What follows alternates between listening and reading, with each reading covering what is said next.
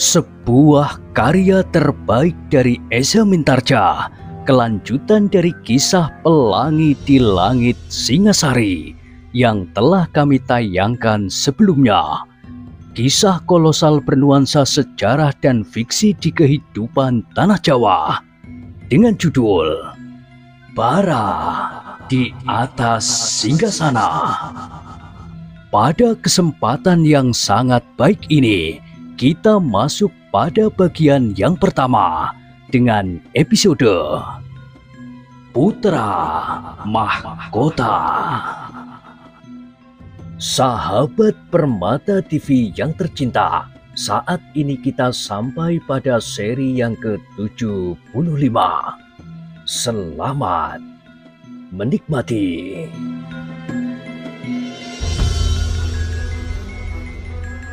Di akhir kisah sebelumnya disebutkan, ketika Anusapati kemudian berhasil berdiri sambil terhuyung-huyung, maka Tohjoyo telah siap untuk melancarkan serangannya kembali.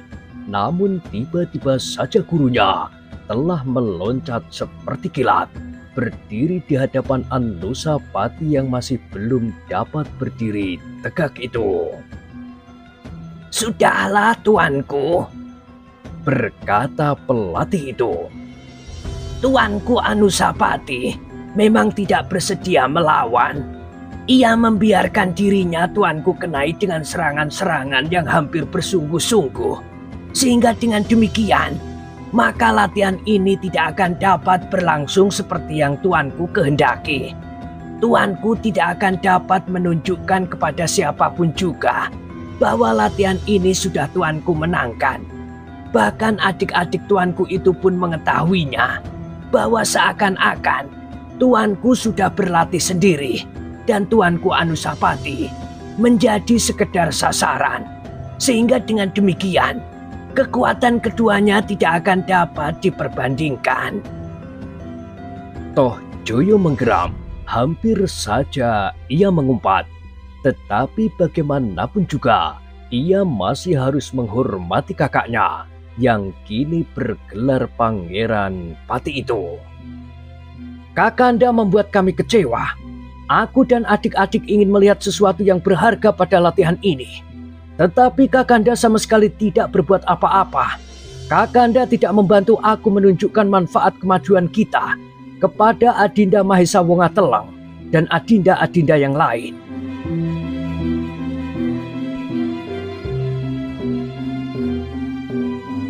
Anusapati kini sudah berdiri tegak, meskipun sekali-sekali ia masih harus menyeringai. Namun ia merasa bahwa kali ini ia masih dapat bertindak tepat.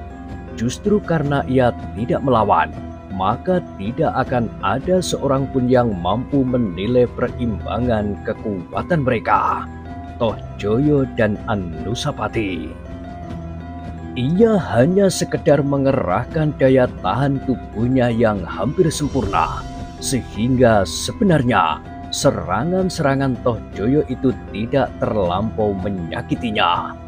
Namun untuk membuat kesan yang lain, Anusapati berdiri terhuyung-huyung sambil mengeluh tertahan.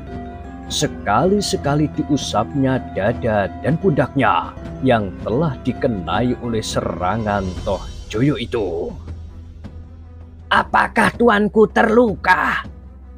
bertanya gurunya. Anusapati meraba dadanya dan berkata, "Apakah tulangku ada yang patah?" Pelatihnya menjadi cemas, tetapi ketika ia meraba dada Anusapati itu, ia menggelengkan kepalanya. "Tidak tuanku, tuanku tidak terluka di dalam." Anusapati mengangguk-anggukkan kepalanya. "Syukurlah," katanya. "Mudah-mudahan aku tidak terluka di dalam seperti katamu." "Tidak tuanku, aku yakin," sahut pelatihnya.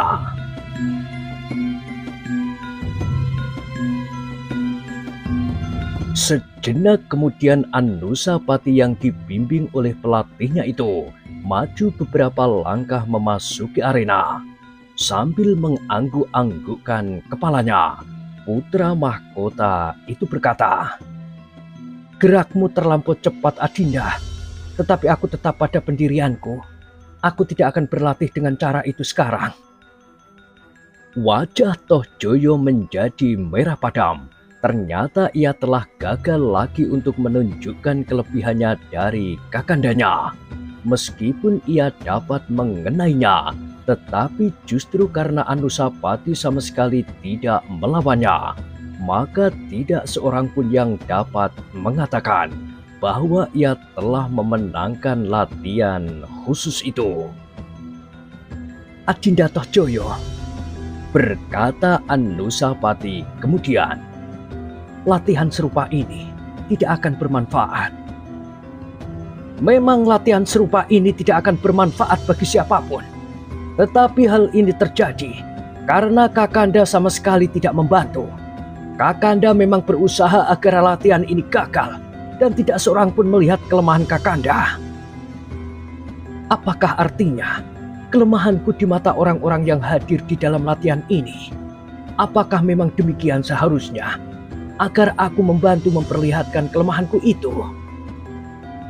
Tohjoyo tidak menjawab, tetapi wajahnya yang merah menjadi semakin merah. Sejenak dipandanginya wajah-wajah yang ada di sekitarnya. Anusapati, gurunya, Mahesa Wongateleng, dan adik-adiknya yang lain. Kemudian perwira prajurit guru adik-adiknya itu. Wajah-wajah itu seakan-akan menunjuk gejolak setiap hati di dada mereka. Bahkan kemudian seakan-akan telah menunjuk kesombongannya karena ia ingin dengan sengaja menunjukkan kelebihannya dari putra mahkota.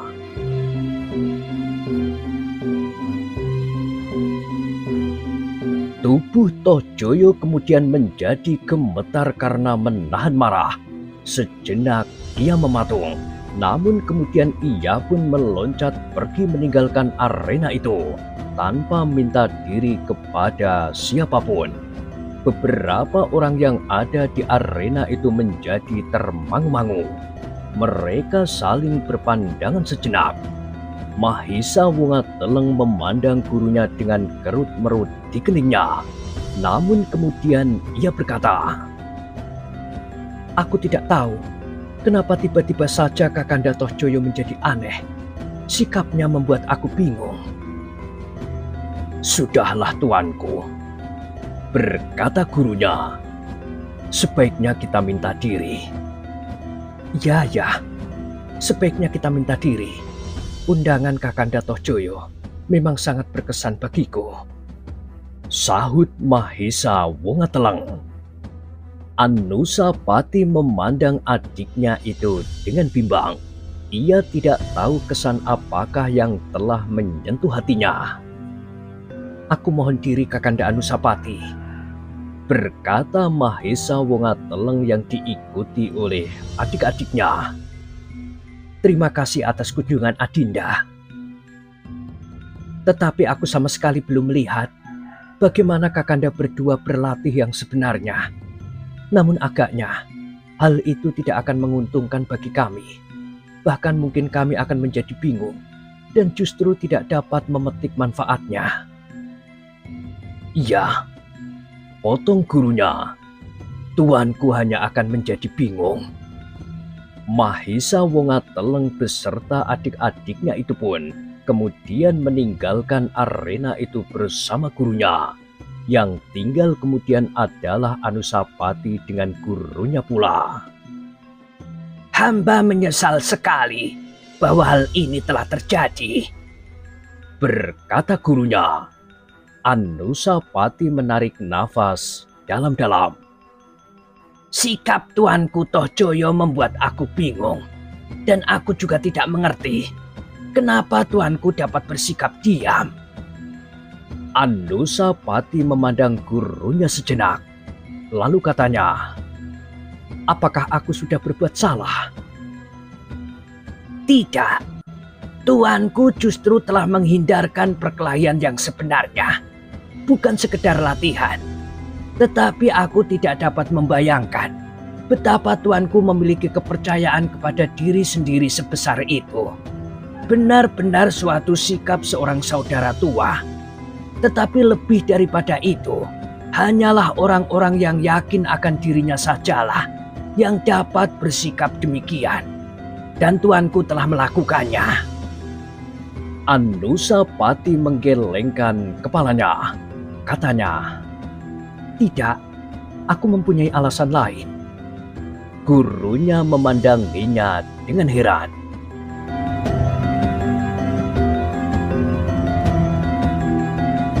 Mungkin aku tidak berkeberatan dikalahkan oleh Adinda Tohjoyo di dalam suatu latihan.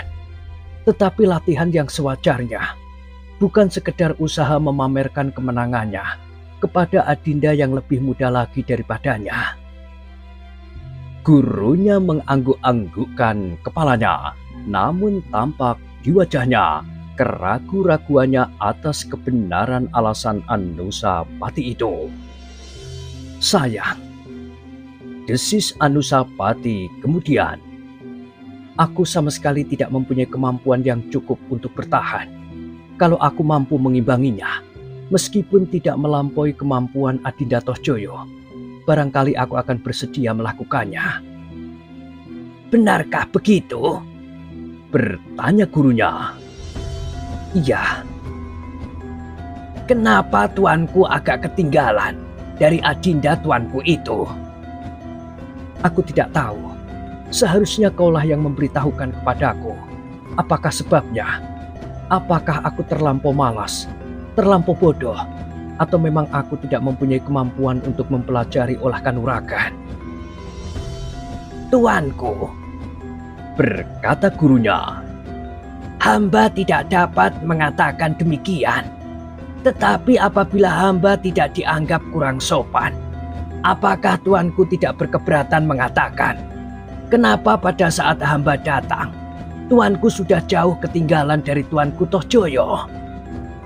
Anusapati menarik nafas dalam-dalam. Selisih di antara tuanku berdua itu sudah hamba usahakan agar menjadi semakin berkurang. Meskipun hamba adalah paman sepupu tuanku Tohjoyo, namun hamba tidak ingin melanjutkan cara guru tuanku yang terdahulu.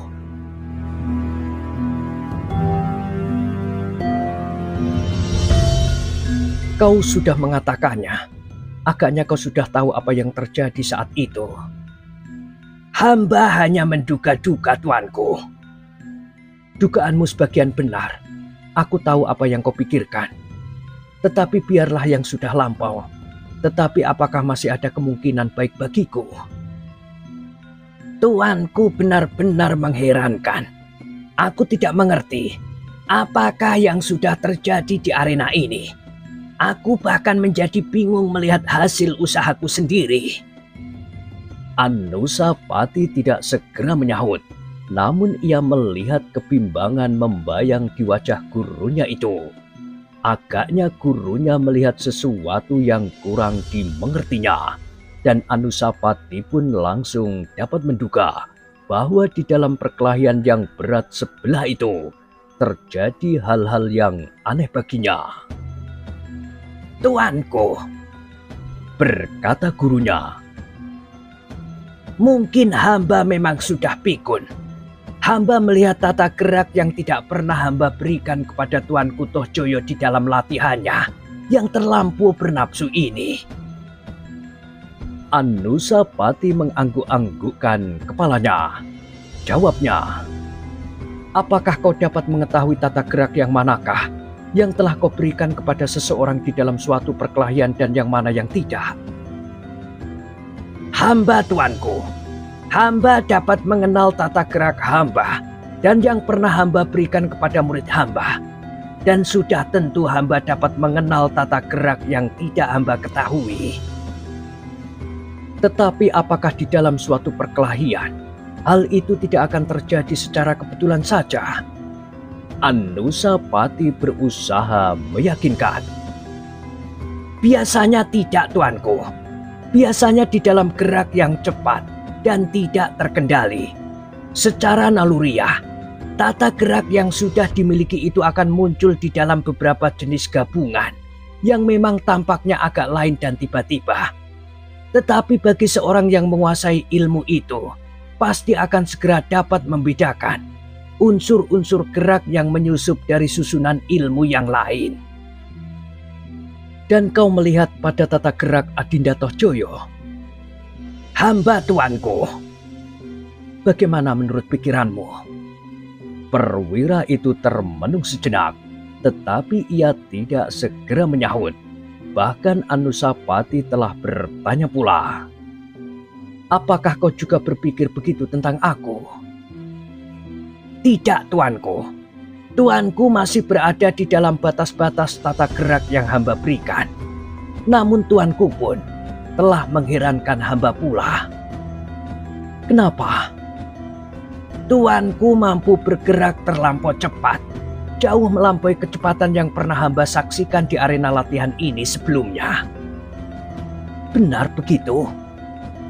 Hamba tuanku, hamba berkata sebenarnya.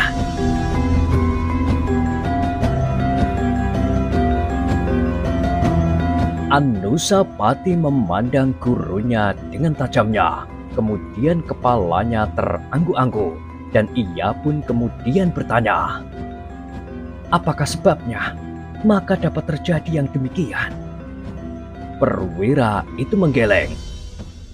Hamba tidak tahu tuanku, tetapi ada dugaan hamba bahwa tuanku Tohjoyo telah mendapat guru yang lain kecuali hamba. Apakah hal itu melanggar tata kesopanan suatu perguruan? Di luar istana ini, di padepokan-padepokan, dan di perguruan-perguruan olah kanuragan memang demikian. Seorang guru akan merasa tersinggung apabila muridnya menjadi murid orang lain atau berguru kepada orang lain selagi ia masih tetap menjadi muridnya. Apabila hal itu dilakukan tanpa sepengetahuan dan seizinnya. Kenapa kau mengatakan padepokan dan perguruan di luar halaman istana ini? Di dalam istana ini, semuanya serba lain tuanku. Apapun yang dikehendaki oleh Sri Rajasa, tidak akan ada yang berani menentang. Seandainya Sri Rajasa memang menghendaki putranya dipimpin oleh 2 atau 3 orang guru sekalipun, maka tidak akan ada orang yang dapat menentangnya. Bagaimana kalau Sri Rajasa sendiri? Gurunya mengerutkan keningnya. Lalu jawabnya, hamba kurang mengerti tuanku. Hamba belum pernah melihat bagaimana sebenarnya ayahanda Sri Rajasa.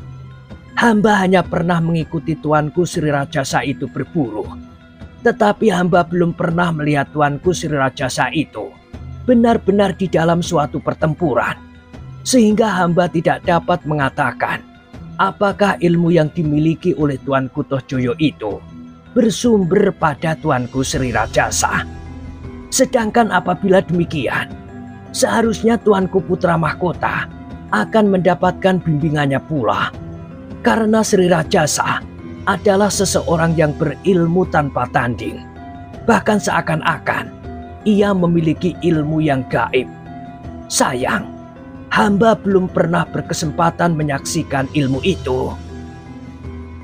Anusapati mengangguk-anggukkan kepalanya, namun segores keprihatinan yang pahit telah menyentuh hatinya. Apabila benar demikian, maka ia benar-benar seorang putra mahkota yang tersisih dari sisi ayahandanya.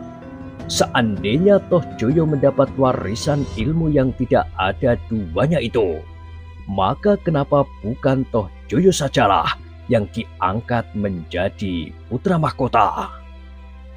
Sampai saat itu Anusapati masih yakin bahwa ilmunya yang sebenarnya telah jauh melampaui kemampuan Tohjoyo.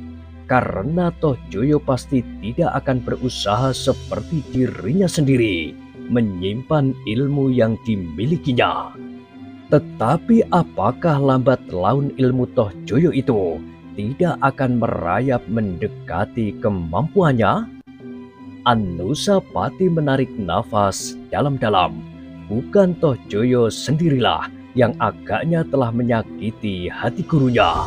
Seandainya gurunya itu mengetahuinya, ia pun akan menyakiti hatinya, karena ia pun telah berguru pula kepada orang lain.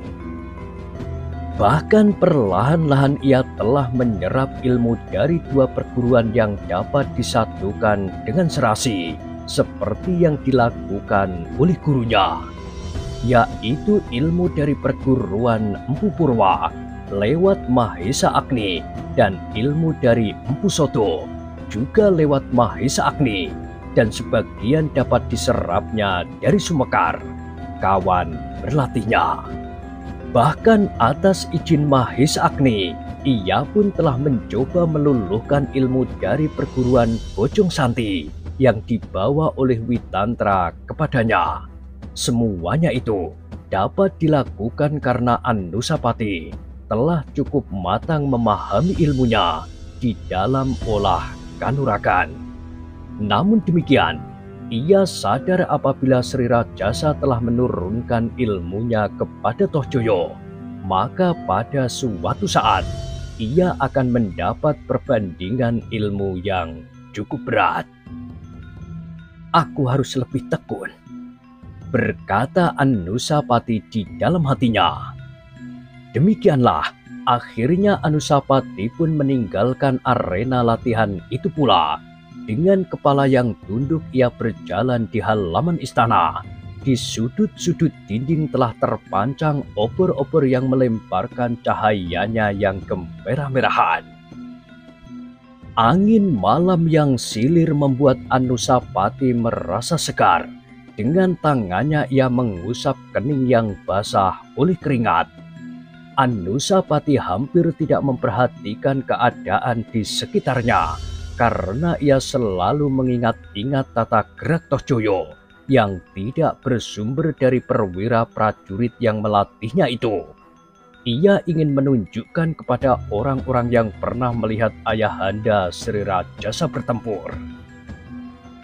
"Hanya Paman Mahesa Agni," desisnya. "Tentu tidak mungkin aku bertanya kepada para panglima yang pernah mengikuti ayahanda ke medan perang. Mereka pasti akan menjadi curiga dan mempersoalkannya. Tetapi kapan aku dapat menemui Paman Mahesa Agni?" Namun demikian ingin juga Anusapati menunjukkannya kepada Sumekar atau kepada Witantra. Mungkin mereka dapat memberikan tanggapan atas tata gerak yang belum dikenalnya itu.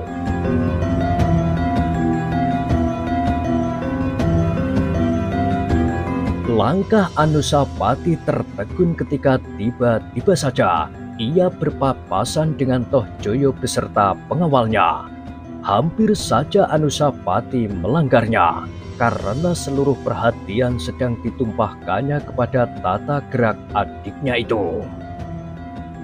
"Apakah Kakanda Anusapati sedang melamun?" bertanya Toh Joyo. "Oh, maaf Adinda," desis Anusapati. "Aku terlampau letih, dadaku masih terasa sakit." "Salah Kakanda sendiri. Kalau Kakanda membantu aku, Kakanda tidak akan menjadi sakit." Mungkin memang salahku." Toh Joyo mengerutkan keningnya. Ia tidak menduga bahwa Anusapati langsung mengaku salah. Ia mengharap Anusapati membela diri dan dengan demikian ia akan dapat mengumpatinya. Tetapi Anusapati tidak membantah. "Kakanda," berkata Toh Joyo kemudian, "beruntunglah Kakanda bahwa aku masih menjaga nama baik Kakanda. Dengan demikian, aku tidak menyampaikannya kepada ayahanda tentang Kakanda." Dada Anusapati menjadi berdebar-debar. Demikianlah setiap kali Toh Joyo selalu mengadukannya kepada Sri Rajasa yang kemudian memanggilnya dan memarahinya. "Tetapi apabila Kakanda menggagalkan niatku lain kali, aku tidak akan memaafkannya lagi. Aku akan langsung menghadap ayahanda Sri Rajasa dan mengatakan apa yang telah terjadi." Anusapati tidak menjawab. Ingat-ingatlah Kakanda, aku tidak bermain-main. Kita sudah sama-sama meningkat dewasa. Kita harus dapat saling membantu, saling menjaga nama baik dan harga diri. Kakanda telah membuat aku malu di hadapan adik-adik dan gurunya. Kenapa Adinda menjadi malu? Suatu kesengajaan, pasti suatu kesengajaan. Kakanda ingin menumbuhkan kesan kepada Adinda Mahesa Wungateleng dan Adinda yang lain bahwa Kanda Anusapati adalah seorang yang sabar, yang membiarkan dirinya disakiti. Dengan demikian maka kesan yang sebaliknya akan timbul kepadaku. Aku seakan-akan seorang yang tamak, sombong dan tidak berperi kemanusiaan. Bukankah begitu? Adinda, kenapa Adinda berkesan demikian? Seolah-olah aku dengan sengaja ingin merusak nama baikmu. Ah, jangan ingkar lagi Kakanda. Sudah aku katakan, kali ini aku tidak akan berbuat sesuatu. Tetapi Kakanda harus menyesal. Dan di saat yang lain, Kakanda tidak mengulanginya. Lebih baik bagi Kakanda untuk mengakui kekalahan Kakanda daripada menghinakan aku demikian. Anusapati menarik nafas dalam-dalam. Katanya, bagaimanapun juga aku ingin mengatakan bahwa kesan yang kau tangkap itu sama sekali keliru. Aku sama sekali tidak berniat demikian. Tetapi Toh Joyo tertawa menyakitkan hati. Katanya, boleh saja Kakanda ingkar. Aku pun tidak akan berbuat apa-apa. Tetapi kalau Kakanda berbuat sekali lagi, maka aku tantang Kakanda untuk benar-benar berkelahi. Aku tidak akan setiap kali mengadu kepada Ayahanda. Maksudku, agar Kakanda mendapat nasihat dari Ayahanda dan tidak menimbulkan salah paham. Tetapi kesalahan-kesalahan yang serupa selalu Kakanda ulangi, bahkan semakin lama semakin menyakitkan hati. Karena itu, meskipun Ayahanda berpesan bahwa kita masing-masing tidak boleh melakukan tindakan sendiri-sendiri, aku tidak akan menghiraukannya lagi. Kakanda Anusapati akan menanggung akibatnya kalau aku menjadi benar-benar marah dan tidak dapat mengendalikan diri lagi. Anusapati masih tetap berdiam diri dan Toh Joyo berkata selanjutnya, pikirkanlah Kakanda, kecuali Kakanda memang sudah siap menghadapi tantangan itu. Ingat, akan aku tantang Kakanda untuk berkelahi, sesungguhnya berkelahi. Itu tidak pantas Adinda. Kita adalah putra-putra Ayahanda Sri Rajasa. Kalau kita selalu bertengkar, maka hal itu pasti akan menyuramkan nama Ayahanda pula. Nah, sekarang Kakanda mencoba bersembunyi di belakang nama Ayahanda. Jawab Toh Joyo. Tetapi aku tidak akan peduli. Kita adalah laki-laki dewasa. Kalau kita, meskipun bersaudara, tetapi lahir di antara rakyat kebanyakan, tidak banyak orang yang akan memperhatikan kita. Tetapi kita adalah putra raja yang besar, dan apalagi aku adalah seorang pangeran pati. Sudah tentu tidak akan pantas kalau hal itu terjadi. Terjadi atau tidak terjadi, itu terserah kepada Kakanda. Kalau Kakanda tidak mengganggu aku lagi, apalagi di hadapan banyak orang, maka aku pun tidak akan berbuat apa-apa. Tetapi kalau aku sekali lagi merasa tersinggung, maka aku akan segera mulai, biarpun di hadapan orang banyak, bahkan di hadapan Ayahanda Sri Rajasa sendiri. Anusapati tidak menjawab. Dipandanginya wajah adiknya, kemudian disambarnya pula wajah-wajah pengawalnya yang berdiri tegak di belakang Toh Joyo itu. Desis Anusapati di dalam hatinya. Pengawal-pengawal itu terlampau setia. Mereka sama sekali tidak sempat berpikir apa dan bagaimana tugas-tugas mereka. Kalau Toh Joyo terlibat di dalam suatu persoalan, mereka akan segera terlibat pula. Nah, apakah Kakanda berjanji tidak akan menyakiti hatiku untuk seterusnya? Kalau begitu, apakah kita saling berjanji Adinda? Jawab Anusapati kemudian. Maksud Kakanda, kita bersama-sama berjanji bahwa kita tidak akan saling menyakiti hati. Kita tidak akan saling menyinggung perasaan dan saling mengganggu. Biarlah kita hidup di dalam dunia kita sendiri-sendiri. Biarlah kita tidak saling berbuat sesuatu yang memungkinkan kita saling menyinggung perasaan.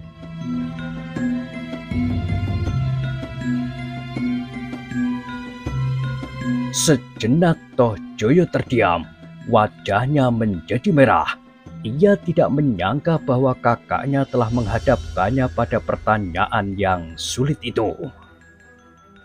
Aku kira pendapatku itu adil, bukan sepihak saja. Bukan hanya aku yang harus berjanji tidak menyakiti hatimu, tetapi kau pun harus berbuat demikian. Tiba-tiba kening Toh Joyo menegang dan bertanya, apakah aku pernah menyakiti hati Kakanda? Mungkin kau tidak sengaja berbuat demikian. Nah, Kakanda sudah mengatakan bahwa mungkin aku tidak sengaja. Bagaimana aku dapat mencegah kalau aku tidak sengaja berbuat demikian? Jadi, itu di luar perjanjian. Sudah tentu sesuatu yang tidak disengaja, tidak akan dapat kita persoalkan. Baiklah, tetapi ketahuilah bahwa aku juga tidak sengaja menyakiti hatimu. Bahkan aku tidak menduga bahwa kau menjadi sakit hati dan merasa tersinggung karenanya. Padahal aku merasa bahwa yang aku lakukan adalah hal yang sewajarnya, yang paling baik. Omong kosong. Jadi, ternyata bahwa apa yang kita anggap menyinggung perasaan, menyakitkan hati dan sebagainya itu tergantung sekali dari mana kita memandang. Adinda Toh Joyo, cobalah kau renungkan. Kalau pada suatu saat kakimu terantuk batu di dalam bilikmu, maka kau tentu akan marah. Siapakah yang menaruh batu di dalam bilik itu? Pasti kau anggap bersalah, karena tidak pada tempatnya batu berada di dalam bilik. Tetapi kalau kau yang menaruh batu itu, dan orang lain, hamba-hambamu yang kakinya terantuk batu itu, maka kau pun akan marah kepadanya. Kau akan mengatakan bahwa mereka tidak melihat apa yang ada di depan mereka. Mereka tidak berhati-hati. Bahkan kau akan menuduh bahwa mata mereka terpejam. Dan apalagi, begitulah kira-kira keadaan ini, yang tidak menyenangkan kau apapun sebabnya, pastilah bersalah. Sedang ukuran kebenaran hanyalah kau pandang dari sudut kepentinganmu, dari sudutmu sendiri. Itulah adalah salah satu dari sebab maka kau menganggap bahwa akulah yang selalu menyinggung perasaanmu. Akulah yang menyakiti hatimu. Dan akulah yang harus melihat kepada diri sendiri apa saja yang sudah aku lakukan. Kesalahan apa saja yang telah aku perbuat. Toh Joyo menjadi merah padam. Kemarahannya telah membakar darahnya. Namun ia tidak membantah. Apalagi ketika Anusapati bertanya, nah, apakah kali ini aku juga telah menyinggung perasaanmu, menyakiti hatimu, dan kau menganggap bahwa kau merasa perlu untuk menghukum aku dengan caramu itu? Yang terdengar adalah gemeretak gigi Toh Joyo, tetapi ia sama sekali tidak menjawab. Bahkan tiba-tiba saja ia melangkahkan kakinya meninggalkan Anusapati yang berdiri termangu-mangu. Toh Joyo yang marah ini sama sekali tidak berpaling lagi. Bahkan langkahnya menjadi semakin panjang dan cepat. Seolah-olah Anusapati adalah seseorang yang harus dijauhinya. Anusapati hanya dapat menarik nafas dalam-dalam. Ia masih memandang langkah Toh Joyo sejenak, yang kemudian hilang di sudut dinding halaman dalam.